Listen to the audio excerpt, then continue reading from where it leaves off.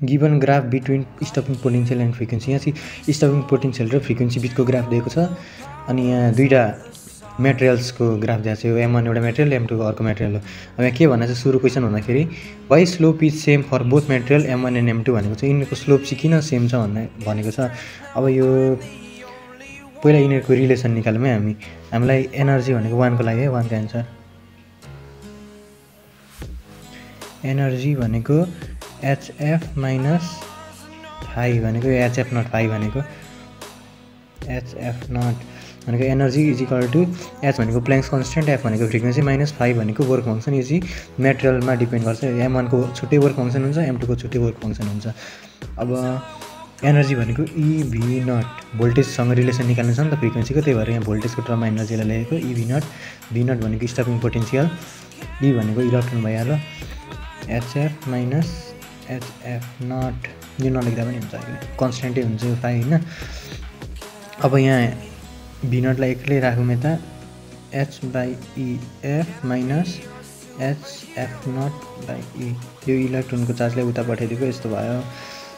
अब यो कम्पेयर गरौँ y is equal to mx plus c, straight line हो नि त यो, स्ट्रेट लाइनको इक्वेसनसँग कम्पेयर गर्नु पऱ्यो भनेपछि y is equal to mx plus c गर्दाखेरि हामीलाई के पायौँ भन्दा y is equal to mx plus c गर्दाखेरि y भनेको v नट भइहाल्यो। m भनेको स्लोप हो नि त, m भनेको स्लोपको ठाउँमा के छ x को ठाउँमा फ्रिक्वेन्सी भेरिएबल हुन्छ भनेपछि m को ठाउँमा के छ h/e छ, h/e भनेपछि यसको स्लोप के रहेछ,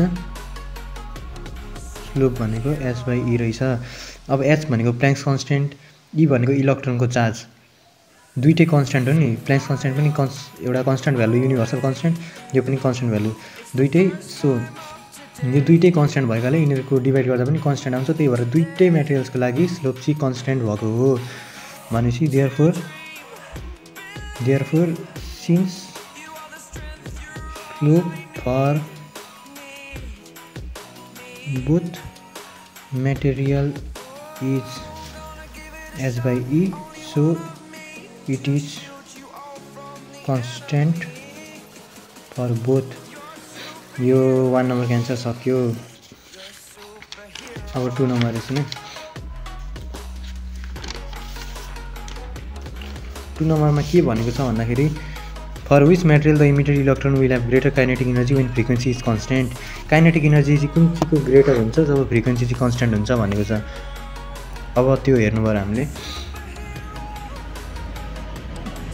काइनेटिक इनर्जीको सुरुमा लेखौँ अब फर्मुला, यो इनर्जीकै जस्तो फर्मुला हुन्छ काइनेटिक एनर्जीको पनि HF minus HF not.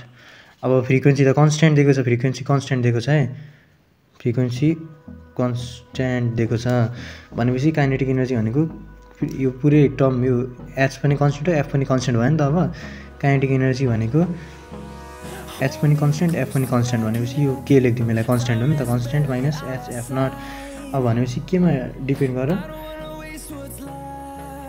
H constant भयो, यो पनि कन्स्टेन्ट भयो, F नट मात्रै रह्यो। F नट भनेको थ्रेसोल्ड फ्रिक्वेन्सी भनेको minimum frequency require to emit the electrons from the metal surface भनेको यो ठ्याक्कै यो पोइन्ट छ नि, यो फ्रिक्वेन्सीको यो चाहिँ थ्रेसोल्ड फ्रिक्वेन्सी हो। अब थ्रेसोल्ड फ्रिक्वेन्सी कुन चाहिँको थोर छ थ्रेसोल्ड फ्रिक्वेन्सी भन्दाखेरि M1 को थोर छ, M2 को धेर छ थ्रेसोल्ड फ्रिक्वेन्सी। अब यहाँ हेर्दाखेरि यहाँ जस्तै 2 छ, यसको 2 मा -1 गऱ्यो भने 1 हुन्छ, 2 मा -0 गऱ्यो भने 2 नै हुन्छ भनेपछि जुनको वर्क फङ्सन एकदम कम्ती हुन्छ नि, वर्क फङ्सन कम्ती हुन्छ त्यसको चाहिँ काइनेटिक एनर्जी धेर हुने भयो, किनकि वर्क फङ्सन यहाँ कम्ती भयो भने कम्ती सब्ट्र्याक्सन हुन्छ नि त, कम्ती सब्ट्र्याक्सन भएपछि यो काइनेटिक एनर्जीको भ्यालु धेरै हुन्छ क्या।